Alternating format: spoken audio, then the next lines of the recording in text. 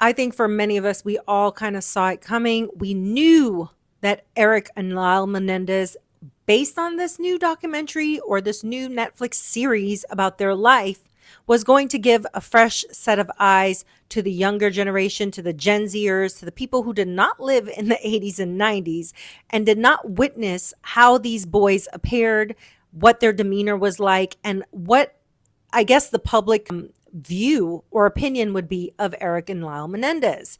I lived through this time. I was a goober. Yes, I was not in my 20s yet, but I was old enough to watch the news daily to see what was going on with OJ around the same time.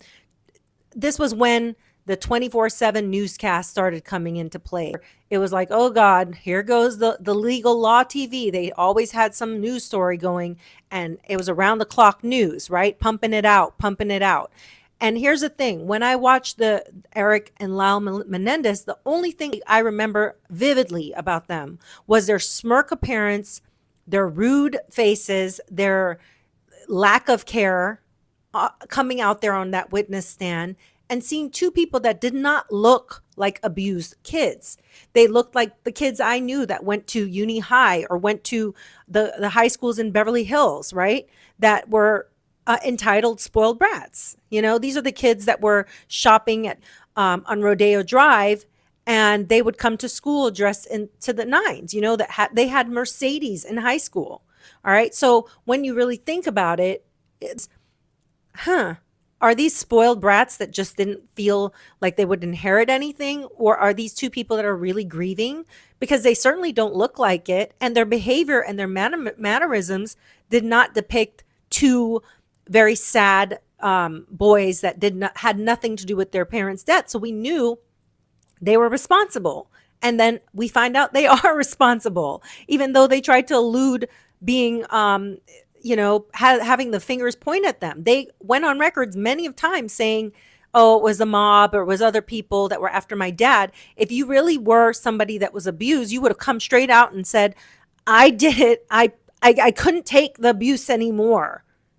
That was not their first response.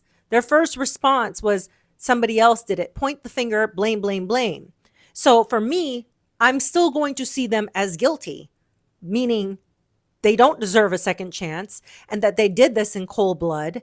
And whether abuse happened or didn't happen, the way that they handled it, the way that they conducted themselves after says a lot about them. The breaking news is that the district attorney, George Gaston, has reached a decision on whether or not to seek a reduced sentencing for Erik and Lyle Menendez. Seek, meaning he's going to try, he's going to attempt to present new information. They're going to try and present new information about the case that might give a different mood.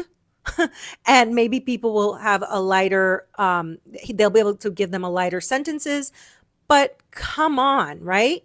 Their first trial was a mistrial. All right. Their second trial, they were convicted. So, I mean, people are kind of like, what to do. But given the situation, right? The way that the parents were murdered, given the amount of times they were shot, given the people that come forward and say things like, we never, like, no one witnessed any of this that they're talking about. I mean, even through watching this docuseries or whatever, it certainly for me did not paint these two boys in a good light. And even with all of that, and people like Kim Kardashian, come, I've got to save them. Bitch, have a seat. Nobody gives a shit what you have to say. All right. You're a celebrity. Your dad helped, in my opinion. He allegedly, in my opinion, there's a footage of Rob Kardashian walking out of OJ's house the day he was arrested with a suitcase. It's on film. You guys go look it up. So he's an accomplice, you know? Do you think celebrities have any actual morals and values? No, I don't think so.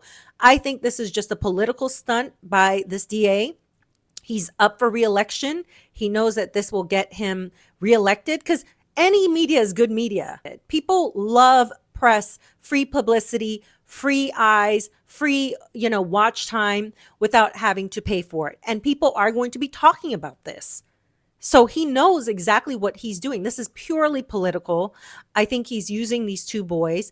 I think that Eric and Lyle, whether or not abuse happened or not, the way they handled this situation is abysmal and just shows their arrogance and their lack of common sense, basically, right? Like, who goes out and kills their parents and they're living at home, they're getting their college paid for, they're driving brand new cars, they're living this life of luxury, constantly being given everything. Give me a break. Anyways, you guys tell me what you think about this. Have a great day. Think for yourself.